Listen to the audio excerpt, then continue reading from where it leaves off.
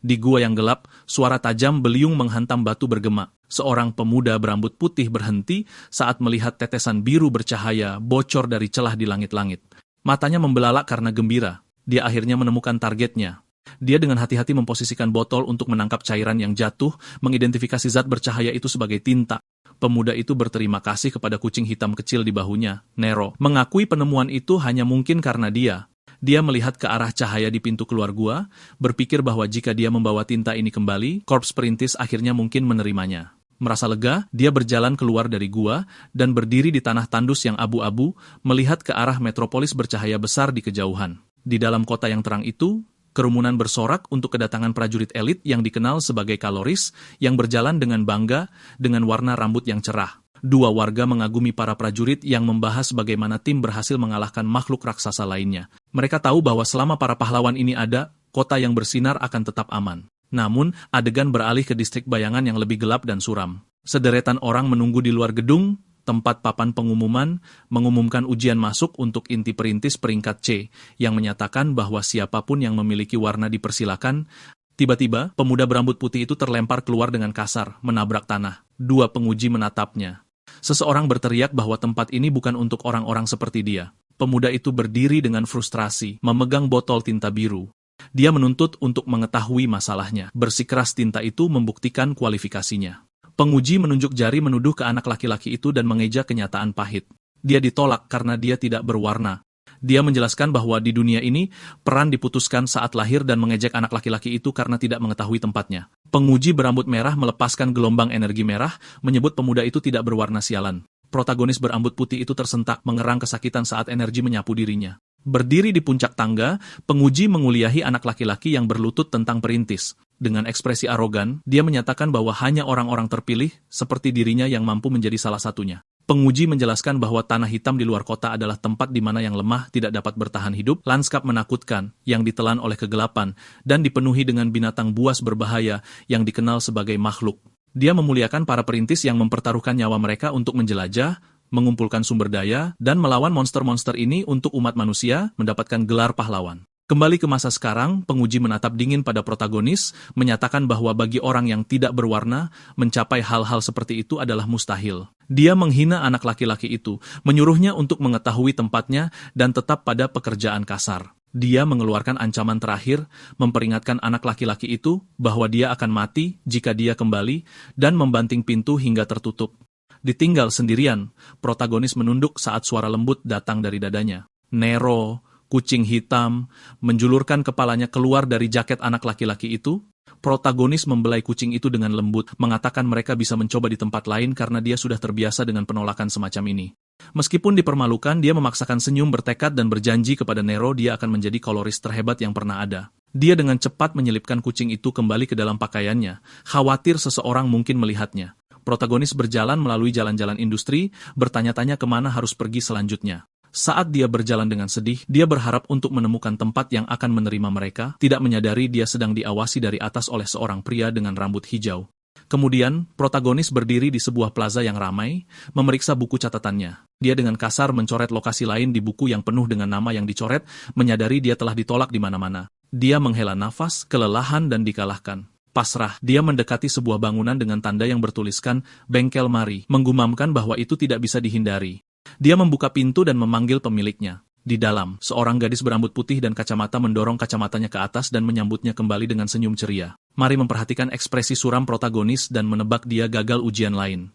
Saat Nero melompat ke atas meja, dia menyapa kucing itu dengan hangat. Dia mencoba menghibur protagonis, bersikeras para penguji buta terhadap bakatnya. Namun, dia tetap berkecil hati, bertanya apa gunanya kekuatannya jika tidak ada yang akan menerima orang yang tidak berwarna. Mari berpendapat bahwa keterampilannya terbukti dengan fakta, dia berhasil membawa kembali sumber daya dari tanah hitam yang berbahaya. Protagonis tetap rendah hati, mengklaim kelangsungan hidupnya hanya mungkin karena Nero membantunya. Mengubah topik pembicaraan, dia menempatkan botol tinta biru di atas meja dan bertanya apakah dia bisa membelinya. Mari senang dan setuju untuk membayarnya dengan baik. Dia menuangkan cairan biru ke dalam sistem pipa, mengeluh bahwa harga tinta telah meroket karena kekurangan. Protagonis mencatat kelangkaan ini adalah mengapa orang-orang menyerukan lebih banyak perintis. Pemandangan mesin menunjukkan mata pencaharian mereka bergantung pada cairan berwarna-warni ini. Protagonis menghela nafas, frustrasi karena tidak ada korps yang mau mempekerjakannya. Mari bertanya apakah dia sudah memikirkan saran sebelumnya. Ketika dia ragu-ragu, mengatakan tempat yang dia sebutkan tampaknya sedikit, Mari tiba-tiba membanting selembar kertas di atas meja, berteriak bahwa dia harus mencoba segalanya. Flyer itu mengungkapkan pemberitahuan perekrutan untuk inti perintis Fajar peringkat S, yang menyatakan tes masuk terbuka untuk semua, dan didasarkan sepenuhnya pada keterampilan. Protagonis menatap kertas itu dengan kaget. Dia mengakui dia selalu ragu untuk melamar ke inti peringkat S yang bergengsi, dengan asumsi dia akan gagal. Dia bertanya-tanya apakah tempat seperti itu benar-benar akan mengenali keterampilannya. Mari mendorongnya untuk mengambil kesempatan itu, menegaskan kembali bahwa jika itu benar-benar berbasis keterampilan, dia akhirnya mungkin mendapatkan pengakuan yang pantas dia dapatkan. Dia tersenyum, mengingatkannya dia sudah lama ingin menjadi colorist. Sebuah kilas balik menunjukkan seorang protagonis muda yang kesepian dalam hujan menggenggam Nero, mengungkapkan dia telah memegang mimpi ini sejak kecil. Mari meyakinkannya dia akan selalu mendukungnya. Didukung oleh kepercayaan dirinya, protagonis tersenyum dan memutuskan dia tidak bisa ragu lagi. Dia dengan tegas meraih flyer perekrutan.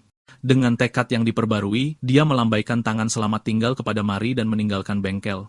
Berjalan melalui gang-gang sunyi di distrik Bayangan, protagonis menggenggam flyer itu, berpikir dia perlu mempersiapkan diri dengan matang untuk ujian. Tiba-tiba, dia berhenti saat Nero bereaksi terhadap kehadiran di belakang mereka. Sebuah suara dengan santai bertanya ada apa, dan sebuah tangan yang memegang tongkat kayu berujung bola hijau bercahaya muncul dari bayang-bayang. Pria berambut hijau yang telah memata-matai, dia mengarahkan tongkatnya langsung ke protagonis, garis bidik ajaib mengunci punggungnya. Tanpa ragu, dia menembakkan bilah energi hijau. Protagonis berbalik dengan kaget tetapi dia terlalu lambat. Ledakan energi menghantamnya dengan keras, menyebabkan dia berteriak kesakitan. Saat dia pingsan, pria berambut hijau dan asistennya berdiri di atasnya. Penyerang mengejeknya, mencatat bahwa meskipun dia menghindari tembakan pembunuhan langsung, dia akan segera mati juga. Berdarah dan tidak dapat bergerak, protagonis berbaring di trotoar sementara penyerang dengan dingin berkomentar bahwa tidak ada yang peduli jika orang yang tidak berwarna mati. Protagonis dengan lemah memanggil kucingnya. Melihat wajah ketakutan Nero mengintip dari pakaiannya, anak laki-laki itu menggunakan kekuatan terakhirnya untuk mendesak kucing itu melarikan diri. Adegan beralih ke area industri yang ditandai dengan peringatan untuk lokasi pembuangan limbah tinta. Protagonis mengerang saat dia sadar kembali hanya untuk melihat pria berambut hijau itu tersenyum padanya. Pria itu memegangnya di kerah, menggantungkannya di atas tong besar berisi lumpur hitam. Dia mengejek protagonis, mengatakan bahwa tidak beruntung baginya untuk dilempar ke sana saat masih hidup.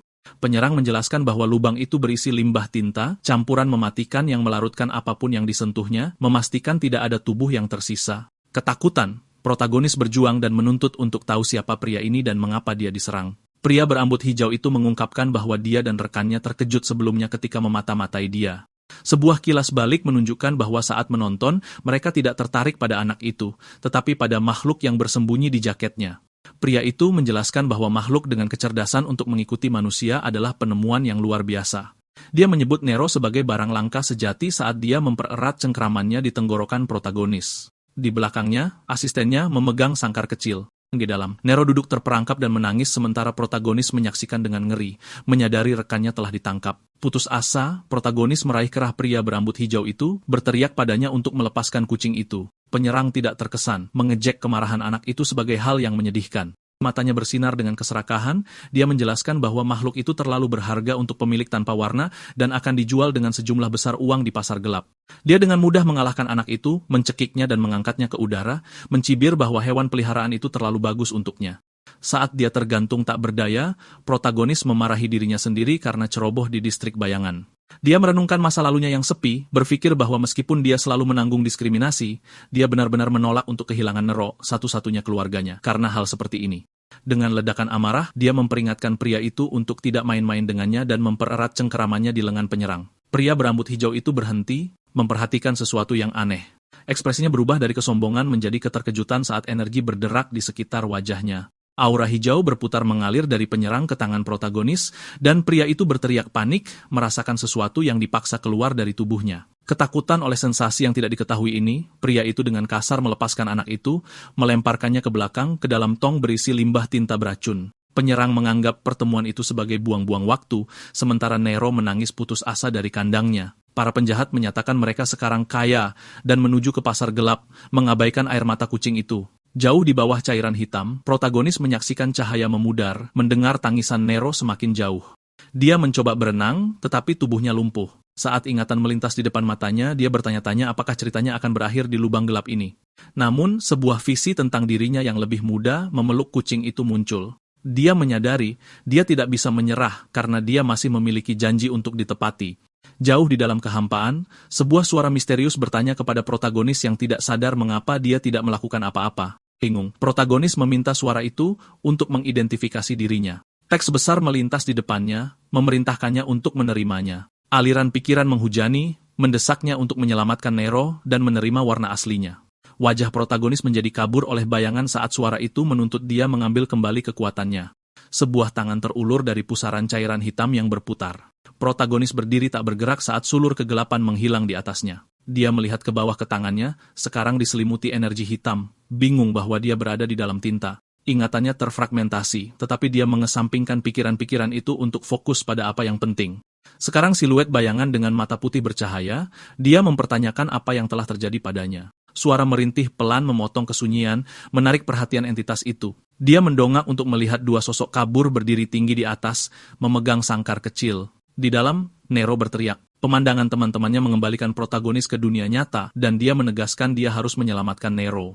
Dia mengulurkan tangan kegelapan ke arah para pria itu. Tiba-tiba, geyser besar energi hitam meletus dari kedalaman. Pria berambut hijau dan asistennya mundur ketakutan, berteriak. Mereka melihat ke bawah ke lubang pembuangan dan terkejut melihat kolam tinta mematikan itu telah menghilang, hanya menyisakan sosok gelap sendirian yang berdiri di dasar. Entitas itu, memancarkan aura yang tidak menyenangkan, mulai berjalan ke arah mereka. Pria berambut hijau itu gemetar ketakutan, matanya membelalak tak percaya. Saat cakar bayangan raksasa turun ke arah mereka, dia tergagap bertanya-tanya apakah makhluk mengerikan ini adalah makhluk. Akibat dari ledakan itu meninggalkan pemandangan kehancuran total di distrik bayangan. Seorang pria tua yang panik berteriak kepada seorang petugas polisi, bersikeras bahwa dia melihat sebuah tangan kecil, tiba-tiba muncul entah dari mana, menyebabkan ledakan energi gelap besar yang merusak seluruh area. Saat debu mengendap, petugas medis membawa pergi tubuh-tubuh tidak sadarkan diri dari penyerang berambut hijau dan asistennya.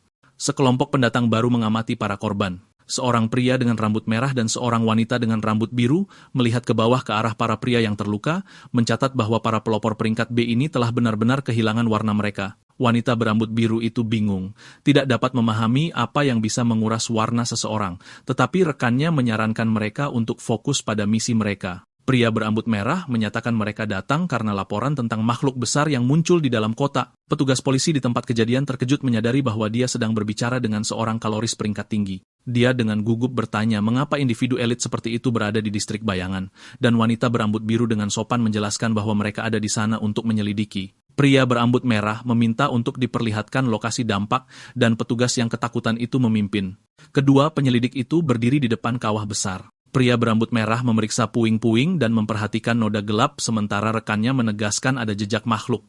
Dia menunjukkan bahwa sangat tidak teratur bagi seseorang untuk muncul tiba-tiba di dalam kota, terutama di pinggiran kota, menjelaskan bahwa biasanya hanya hewan kecil yang ditemukan di dalam tembok kota. Melihat ke dalam lubang yang dalam, pria berambut merah itu bertanya-tanya, apakah mereka berurusan dengan varian monster baru. Dia tampak bosan tetapi serius, menyadari bahwa melacak entitas unik ini akan merepotkan karena tidak sesuai dengan pola yang biasa.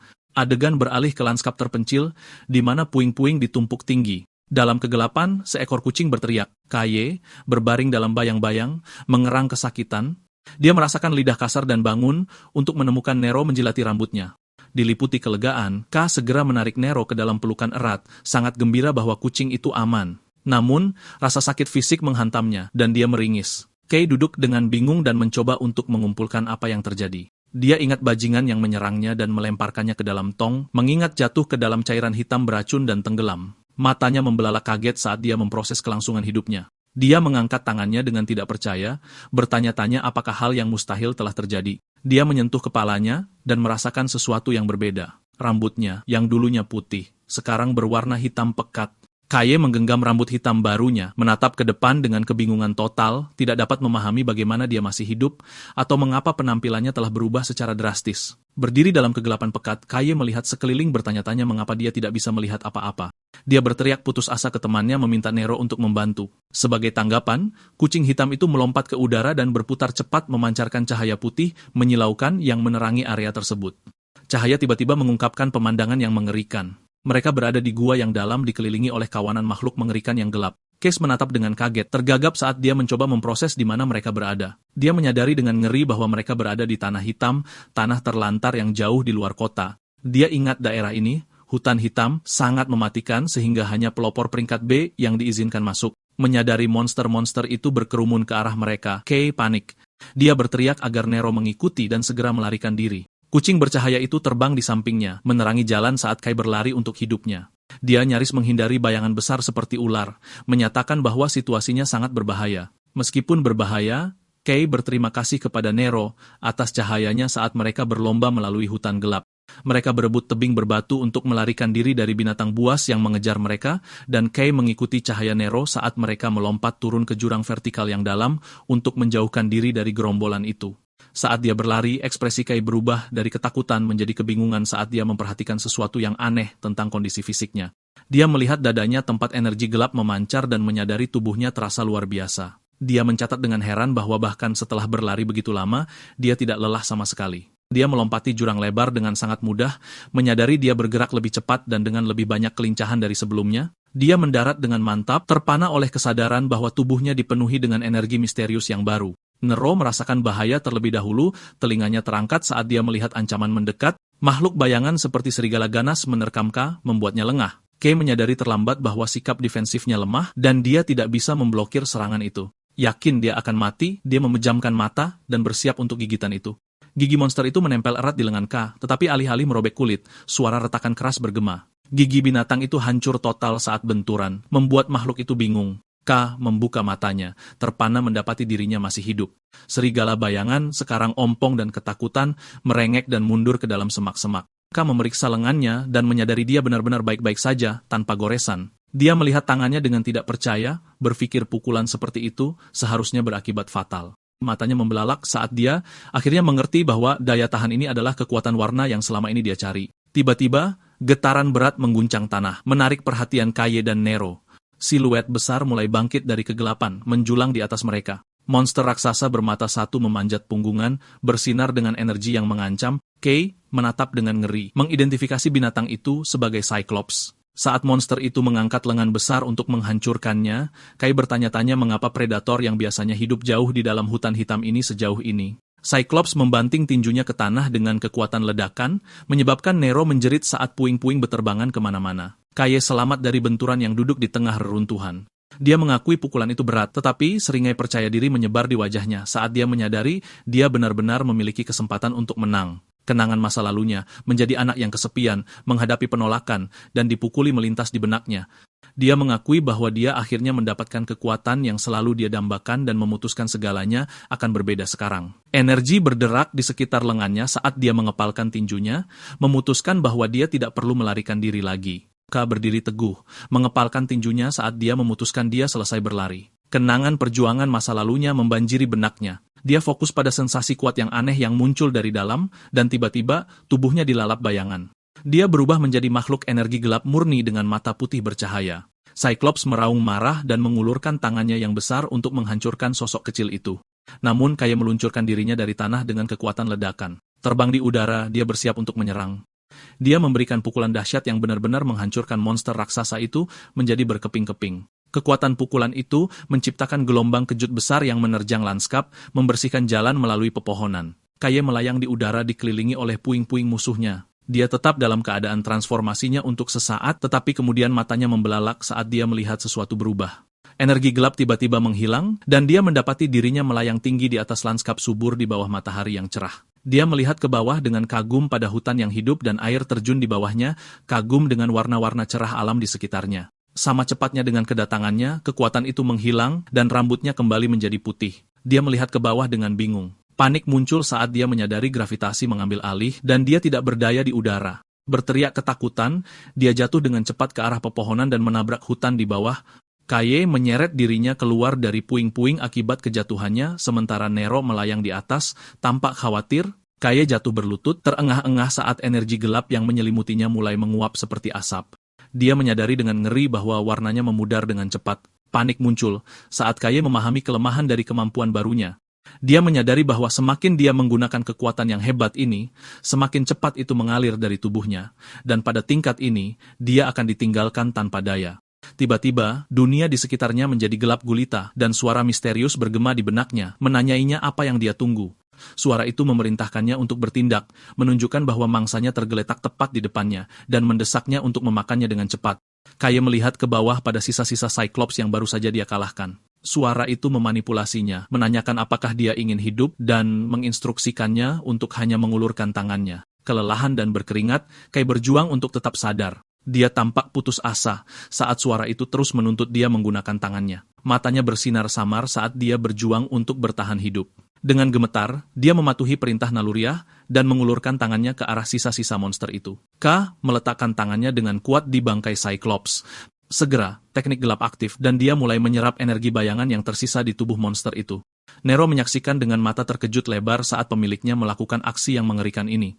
Pilar besar cahaya hitam meletus dari hutan, menembus langit saat K sepenuhnya mengonsumsi energi. Saat cahaya memudar, K terengah-engah, kelelahan perlahan meninggalkan tubuhnya. Dia bersandar di batu, rambutnya hitam sekali lagi, dan energinya pulih.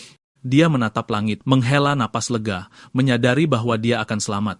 Kembali di bengkel Mari, hari itu tampak damai. Di dalam, Mari sedang mengerjakan cetak biru. Ketika bel pintu menarik perhatiannya, dia mendongak untuk melihat sosok bersiluet misterius dalam jubah kompang-camping berdiri di ambang pintu. Berusaha sopan, Mari menyambut orang asing itu dengan senyuman meski dia sudah gemetar karena gugup. Dia bertanya apakah mereka punya permintaan khusus, tetapi sosok berkerudung itu hanya berdiri di sana memancarkan aura gelap. Orang asing itu mengambil langkah maju yang berat. Mari, yang sekarang tampak gugup, memanggilnya sambil menunjukkan bahwa dia terlihat mencurigakan. Ketika dia terus mendekat, dia panik dan meraih kunci Inggris besar, memperingatkannya bahwa dia akan menyerang jika dia mendekat. Sosok itu tiba-tiba bergegas ke arahnya, menyebabkan Mari berteriak ketakutan dan memejamkan matanya. Namun, penyusup itu berhenti dan menarik kembali tudungnya, memperlihatkan senyum yang familiar. Dia menyuruhnya untuk tenang. Kaye memperlihatkan wajahnya sambil menggaruk kepalanya dengan malu-malu. Dia mengatakan padanya bahwa itu hanya dia, meskipun dia mengakui bahwa dia hampir tidak mengenali dirinya sendiri sekarang.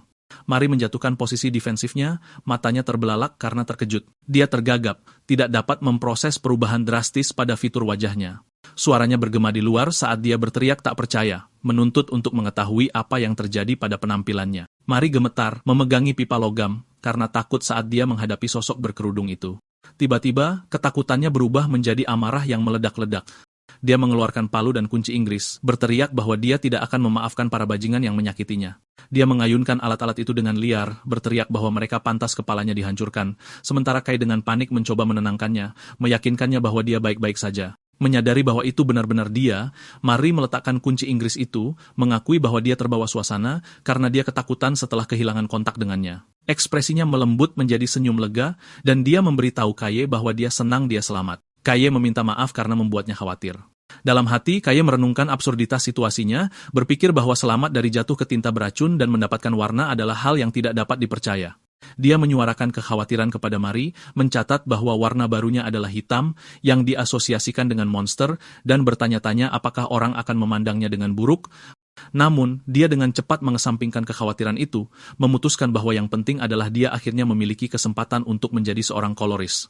Dia menyatakan dia akan langsung pergi ke ujian masuk inti kepeloporan dan berterima kasih kepada Mari atas bantuannya. Kai kemudian dengan malu-malu bertanya apakah dia bisa meminjam beberapa pakaian, berjanji untuk mengembalikannya. Mari tampak jengkel, mendesah, dan bertanya berapa kali dia akan memohon. Namun, dia tersenyum hangat mengatakan kepadanya untuk menganggapnya sebagai investasi pada seorang koloris masa depan. Dia tiba-tiba meraih tangan Kaye dan menariknya, menyuruhnya untuk mengikutinya.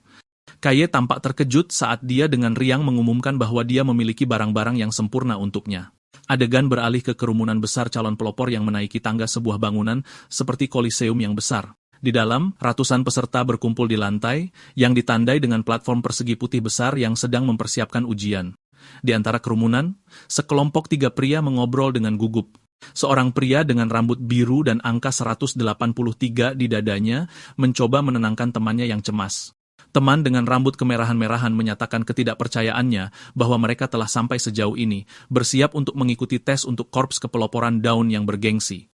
Kelompok peringkat S ini dikenal karena prestasinya dalam menjelajahi tanah hitam berbahaya yang terdiri dari kaloris terampil yang dipandang sebagai harapan kota yang bersinar. Namun, para kandidat khawatir karena banyak saingan kuat telah berkumpul. Kelompok itu memperhatikan seorang wanita dengan rambut pirus panjang, yang dikabarkan sebagai putri dari keluarga color terkenal, berdiri di samping seorang pria dengan topi kupluk. Mereka juga melihat bintang-bintang yang sedang naik daun lainnya, seperti seorang anak laki-laki dengan rambut merah muda dan kacamata pelindung, dan seorang pria dengan masker gas. Terlepas dari para pesaing ini, kelompok itu setuju bahwa satu orang mendapatkan perhatian paling banyak. Mereka melihat ke arah seorang pemuda dengan rambut hijau berantakan dan mata yang tajam. Ini adalah Gael, pedang Gael, dan orang-orang percaya dia dijamin lulus. Rumor mengatakan dia cukup kuat untuk menangani makhluk berbahaya sendirian. Namun, dia juga terkenal karena sifatnya yang kejam dan kasar, yang dilaporkan membuatnya dikeluarkan dari inti sebelumnya. Pria berambut biru, nomor 183, tertawa angkuh, mengklaim dia tidak takut pada orang-orang seperti Gale. Tiba-tiba, bayangan gelap menimpanya. Gale muncul tepat di belakang pria yang menyombongkan diri itu, menantangnya untuk mengatakan itu lagi. Pria berambut biru itu membeku ketakutan saat Gale memandang rendah mereka dengan jijik, menyebut mereka anak-anak nakal yang konyol. Gale berjalan pergi, mendesah dengan kekecewaan. Dia mengeluh bahwa, meskipun ini adalah ujian peringkat S, persaingannya sangat rendah. Saat dia melihat para peserta, dia secara mental mencoret mereka semua, berpikir tidak ada satupun yang menonjol di antara mereka. Namun, matanya menyipit saat dia melihat satu pengecualian, gadis berambut pirus. Dia mengidentifikasi dia sebagai Eli Kayan, putri kedua dari keluarga Sian. Gail menyeringai, mengakui bahwa dia setidaknya cukup layak untuk diperhatikan. Saat dia mengulurkan tangan ke arah kerumunan dalam imajinasinya, dia bertanya-tanya dengan antisipasi bagaimana mereka semua akan bereaksi terhadap tes yang akan datang. Sebuah pengeras suara mekanis berderak hidup memanggil perhatian kandidat. Gail dan Ellie menoleh ke arah panggung saat suara itu menyatakan bahwa ujian masuk untuk Korps Kepeloporan Daun secara resmi dimulai. Seorang pria dengan rambut pirang cerah dan mata kuning berdiri di podium mengumumkan bahwa tes dimulai sekarang. Kerumunan itu tersentak, menyadari bahwa penguji adalah seorang kaloris terkenal dari Korps Kepeloporan Daun. Para kandidat berbisik dengan gembira, mengenalinya sebagai pahlawan yang memberikan kontribusi besar pada perburuan makhluk baru-baru ini. Mereka menyadari bahwa jika seorang kaloris elit seperti dia telah muncul, Korps pasti serius tentang perekrutan ini. Para kandidat merasakan kehadiran luar biasa yang terpancar darinya, mencatat bahwa anggota Korps peringkat S berada pada tingkat yang berbeda. Penguji melihat ke bawah ke arah kerumunan dan menyambut mereka. Dia berterima kasih kepada semua orang karena telah melamar, mengakui bahwa mereka semua memiliki tujuan sendiri, apakah itu uang, kekuasaan, kehormatan, atau tugas.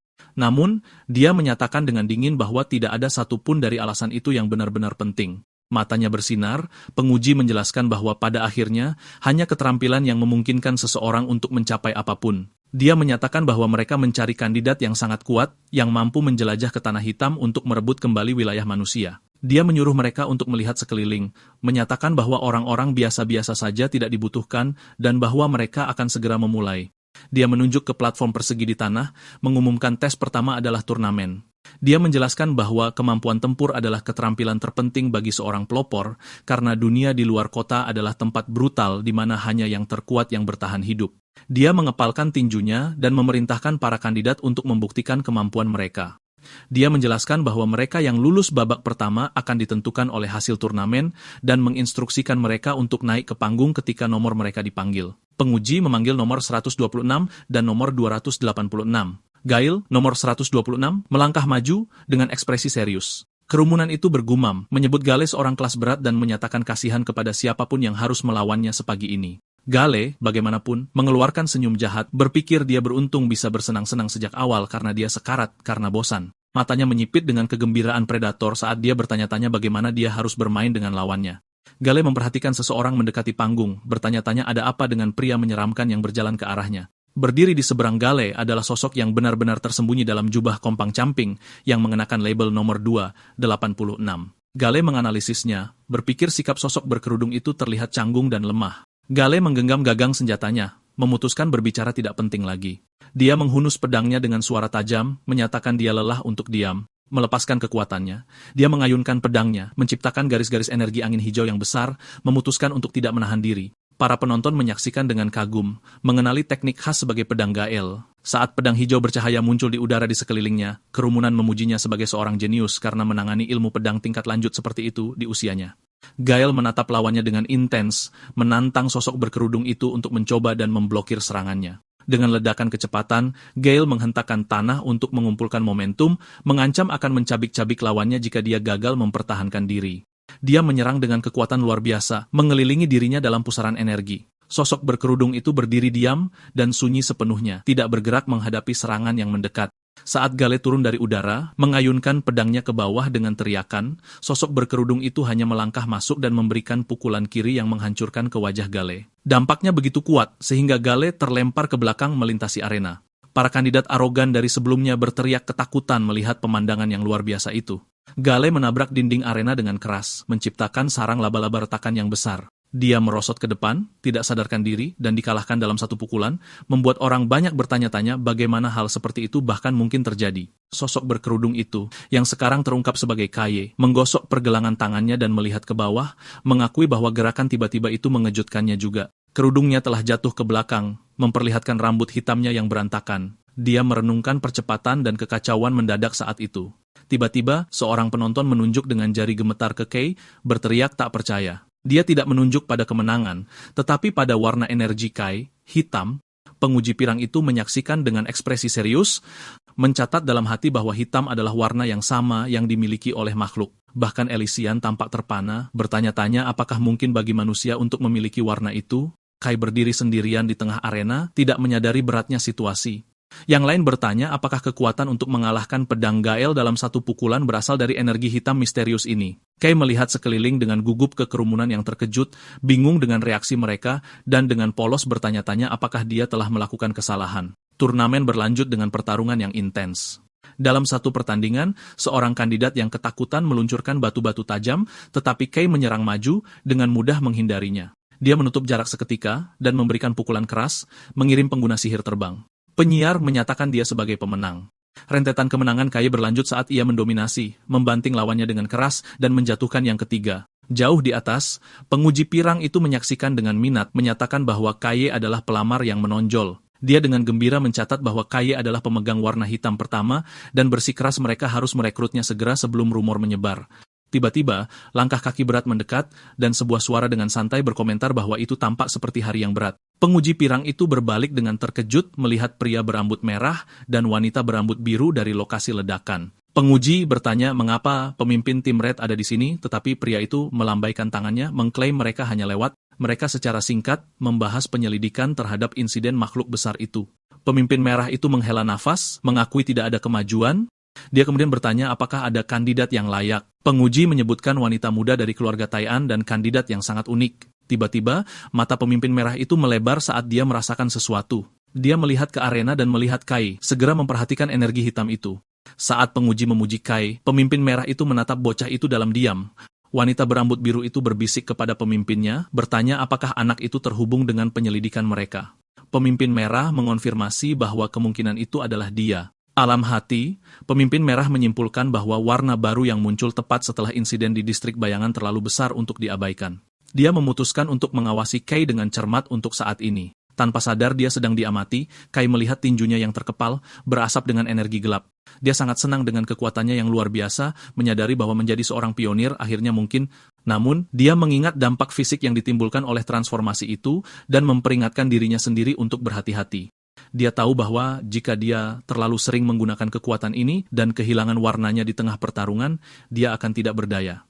Gelombang besar energi pembekuan meletus dari arena, menciptakan dinding es. Ellie, Kayan berdiri dengan tenang di tengah kabut dingin. Penyiar menyatakan nomor 17 sebagai pemenang, mengungkapkan bahwa dia telah membungkus lawannya dalam balok es padat. Para penonton, termasuk Kai, menyaksikan dengan kagum, berkomentar bahwa warna keluarga Tsayan selalu mengesankan. Saat Ellie berjalan menuruni tangga, Kai mengawasinya, bertanya-tanya bagaimana seseorang bisa mengalahkan sihir yang luar biasa itu.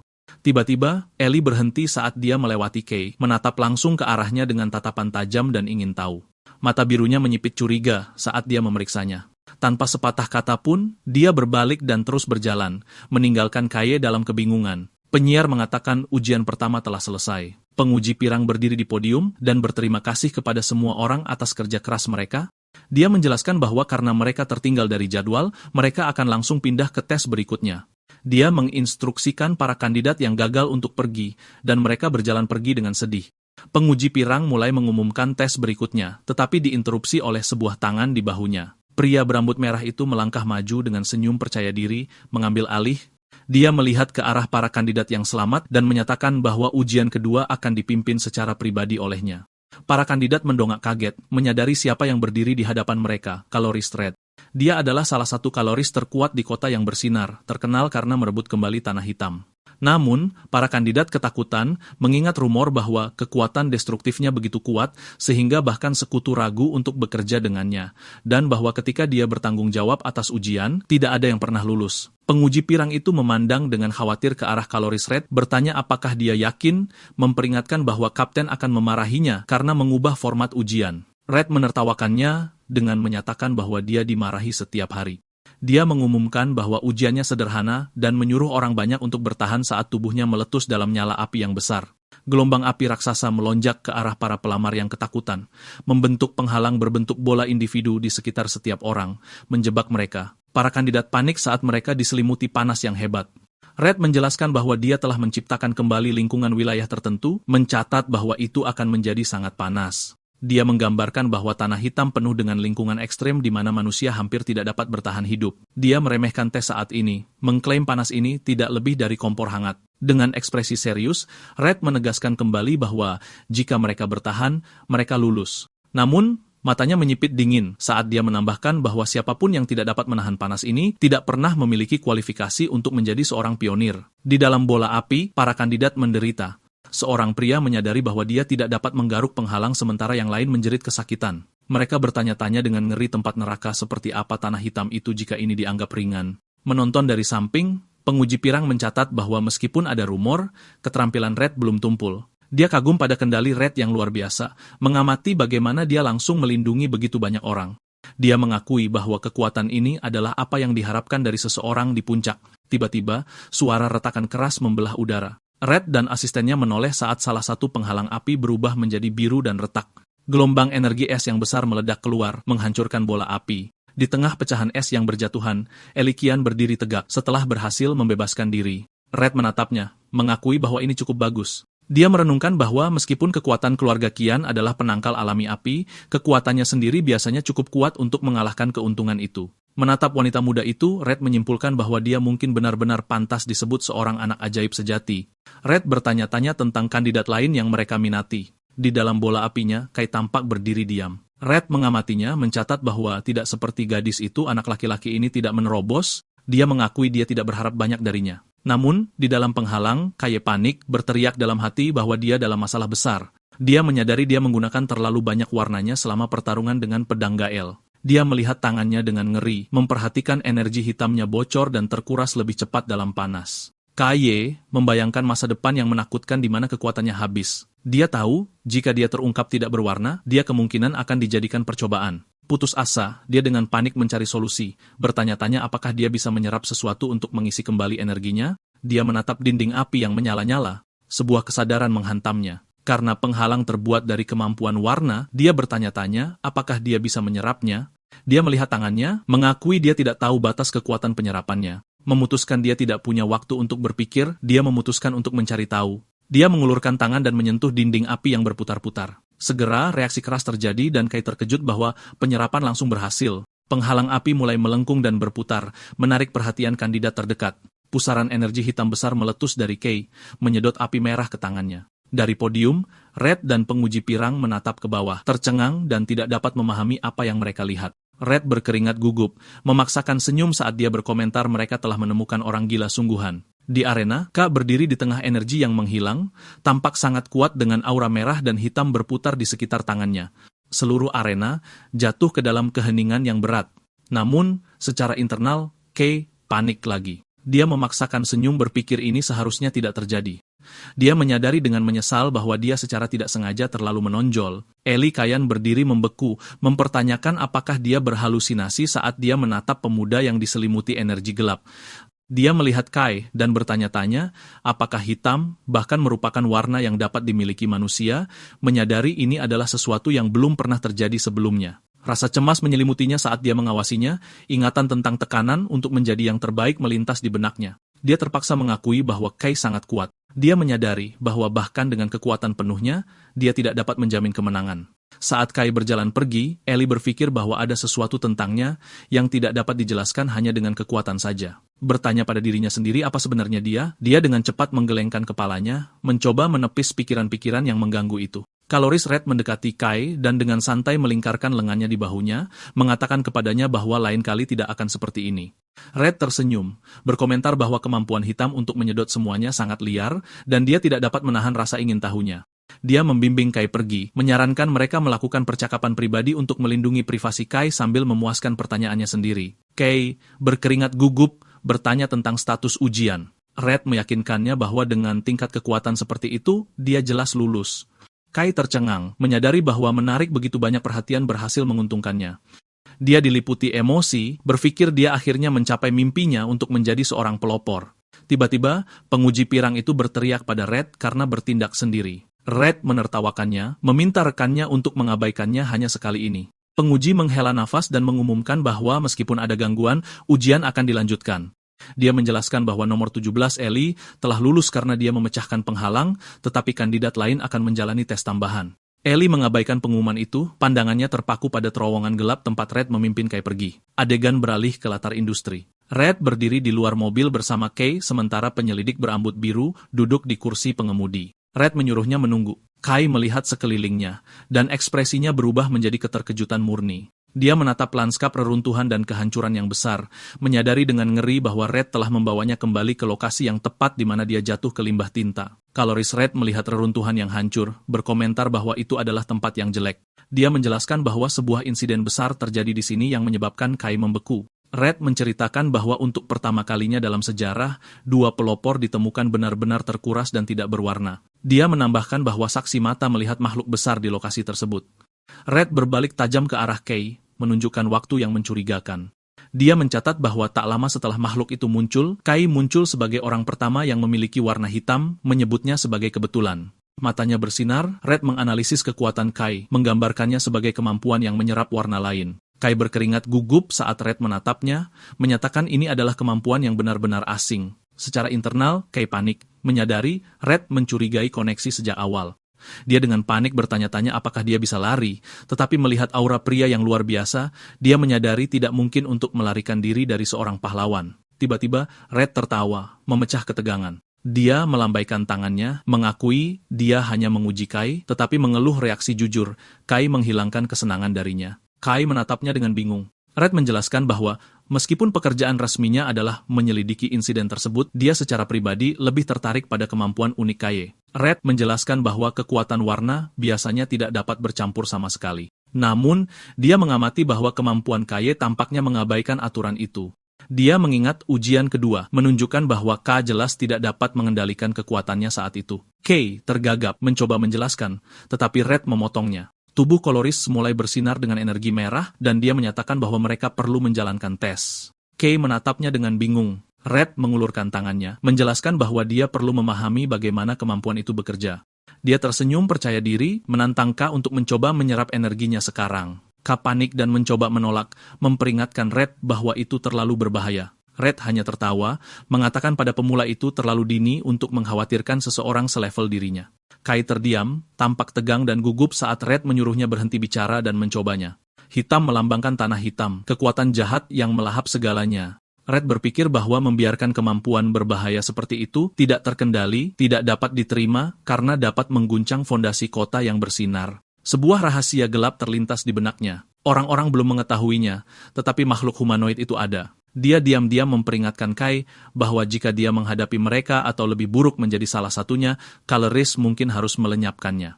Kai menghela napas, merasakan tekanan menakutkan yang terpancar dari Red. Meskipun merasa terintimidasi, Kai menyetujui tes tersebut. Dia meraih pergelangan tangan Red dengan gugup meminta konfirmasi bahwa jika terjadi kesalahan, itu bukan salahnya sementara energi gelap muncul dari tubuhnya. Saat mereka bersentuhan, gelombang kejut energi mendistorsi udara. Kai terengah-engah saat energi merah dengan keras melonjak ke lengannya, kontras dengan aura hitamnya sendiri. Dia menyadari dia telah melakukan kesalahan. Ledakan api besar meletus dari titik kontak, menyebabkan Kai berteriak kesakitan. Di dalam neraka, dia berteriak pada Red untuk berhenti, mengakui dia tidak dapat mengendalikan kekuatan itu, dan rasanya seperti lava cair mendidih di dalam dirinya. Dalam penglihatannya, Red tampak seperti siluet dewa api murni yang menjulang tinggi, memperkuat mengapa dia adalah seorang pahlawan.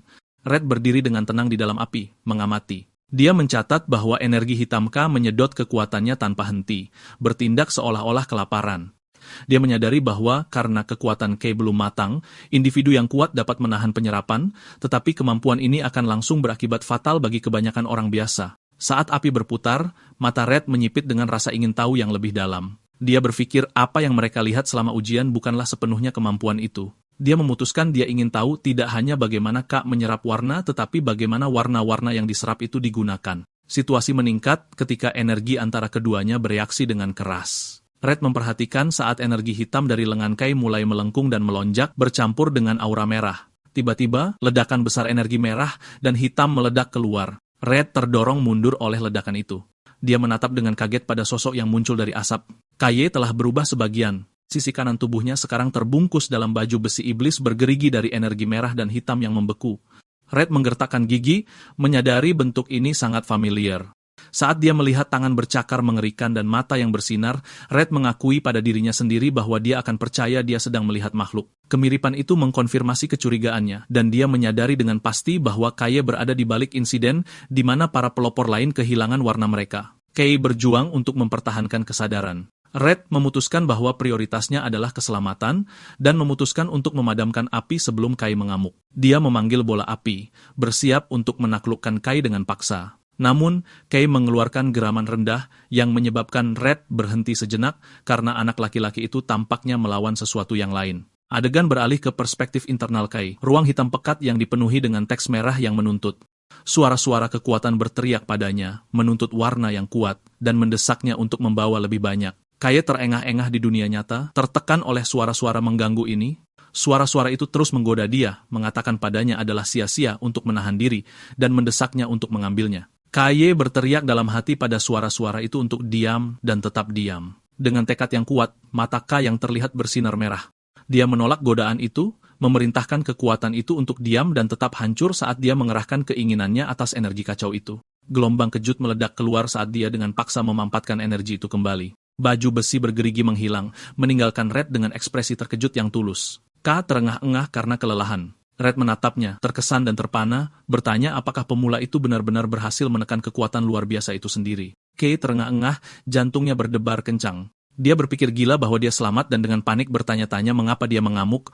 Dia melirik ke atas dengan gugup, ngeri dia kehilangan kendali di depan seorang kalorist. Mengetahui dia perlu memahami kemampuannya, dia dengan ragu-ragu mendekati pria yang lebih tua itu. Red, bagaimanapun, tampak senang. Dia mengakui dia lengah karena kekuatan K yang diserap lebih kuat dari yang dia duga, tetapi dia menyeringai dan menyatakan eksperimen itu berhasil karena itu menyenangkan. Dia memberitahu K bahwa jika dia ingin mencapai apapun, dia harus bersedia mengambil risiko. Red memutuskan itu sudah cukup untuk tes, tetapi kemudian berhenti sejenak mengatakan, ada satu hal lagi. Dia mengingatkan Kaye bahwa dia adalah penyelidik yang ditugaskan untuk insiden kehancuran di tempat ini, dan tugasnya adalah menemukan pelakunya. Dengan senyum tenang tapi mengancam, dia menunjukkan bahwa orang di depannya tampak seperti tersangka yang sempurna. Kaye membeku, wajahnya pucat karena panik. Red menjelaskan beratnya situasi. Dia ingat bagaimana para saksi melihat makhluk bayangan besar, memperingatkan Kaye bahwa lebih banyak orang tertarik pada kasus ini daripada yang dia kira. Dia berpendapat bahwa begitu rumor tentang kemampuan hitam Kaye menyebar, akan mudah bagi pihak berwenang untuk menyalahkannya.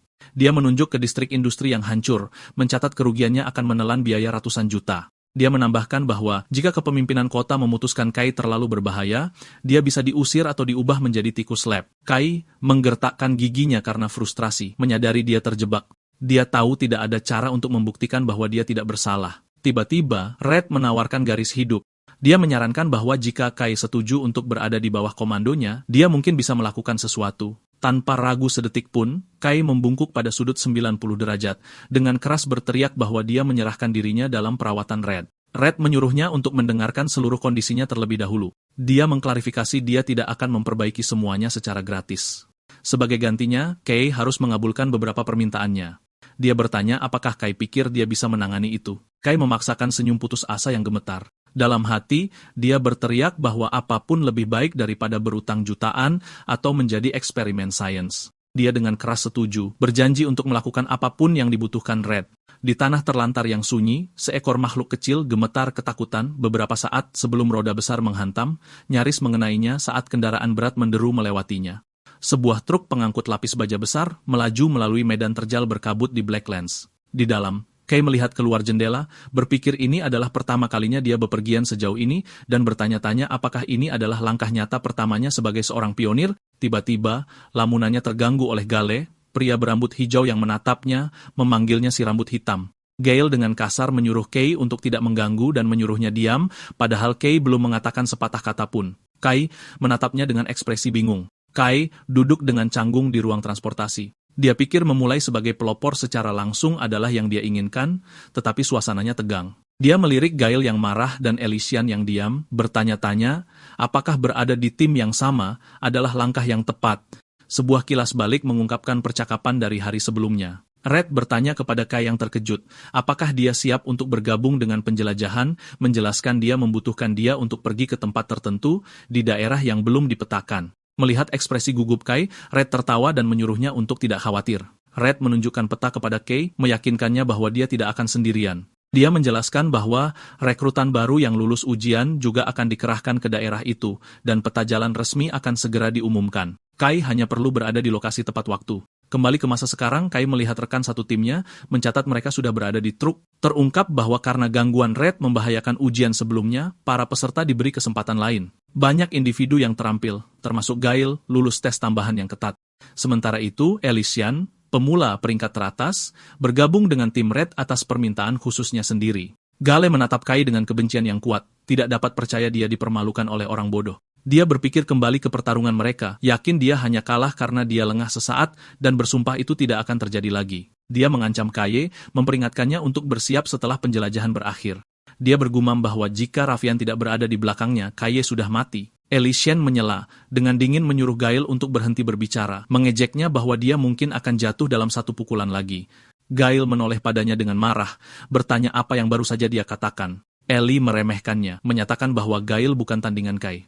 Kay menatap Ellie dengan terkejut dan berpikir mungkin dia adalah seseorang yang bisa dia hubungi.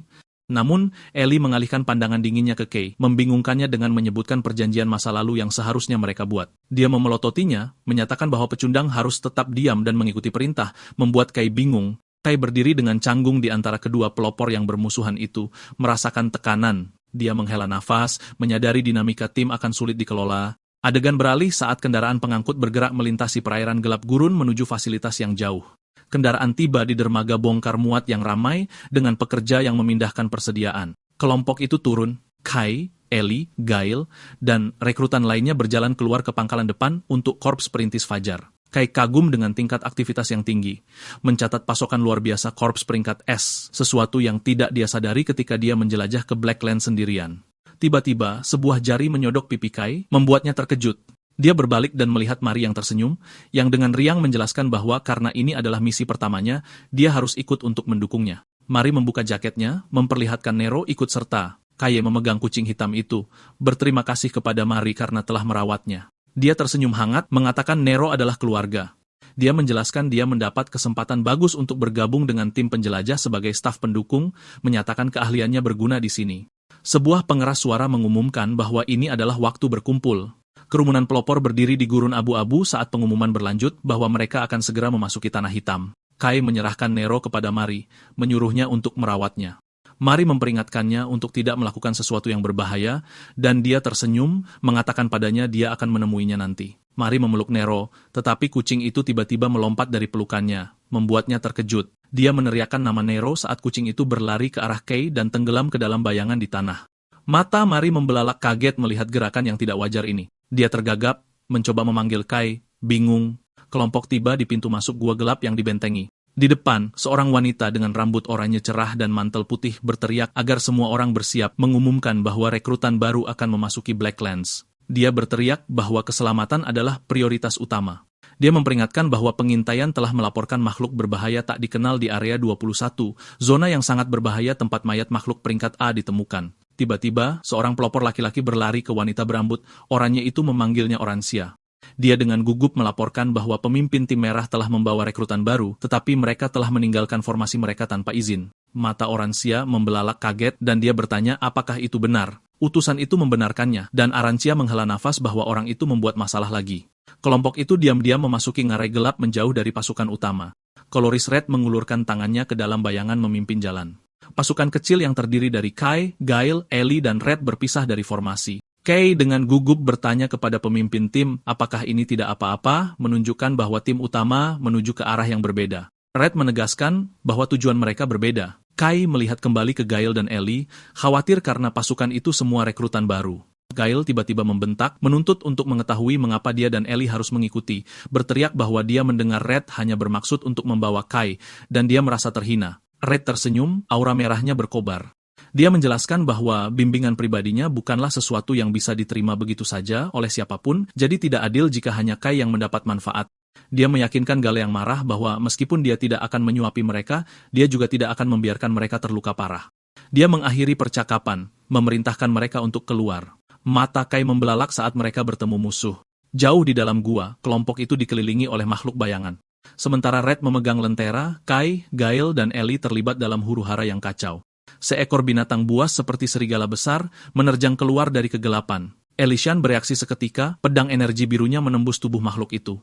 Dia mendarat dengan anggun, menyadari inilah realitas tanah hitam.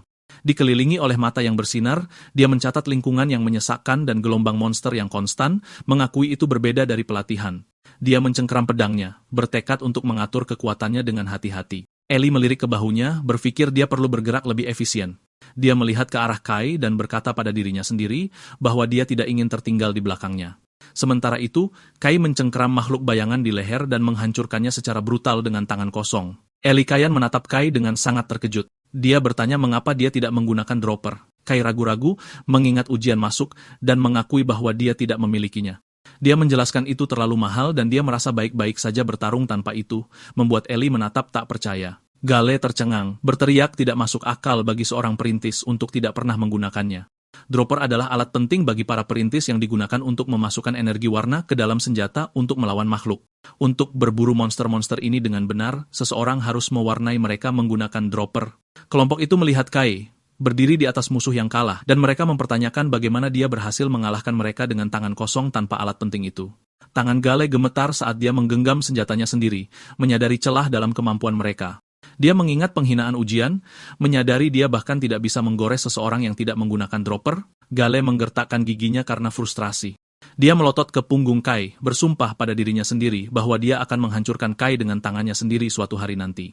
Saat mereka terus masuk lebih dalam ke gua, Red memimpin jalan dengan lentera sementara Gale mengikuti, mendidih karena amarah.